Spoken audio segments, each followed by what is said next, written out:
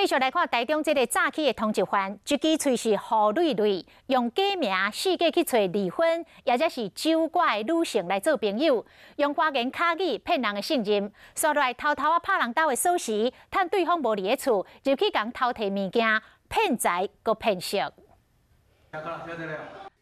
被无挂嘴暗这个壁，骑脚踏车模样鬼鬼祟祟，停伫大路中，对一间人家厝一直看，确认讲无人伫咧，伊就摕偷配来锁匙，入去共偷摕大菜刮刮乐甲被害人的现金，差不多16万。有认识一名自称张小赖的男子，常常对他示好，时常会买便当给他，所以他就卸下心防，把他家里的钥匙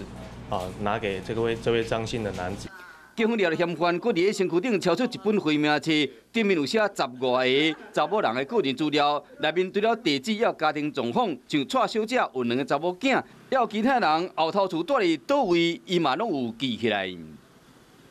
那有时候就会看到这些去庙宇拜拜，或者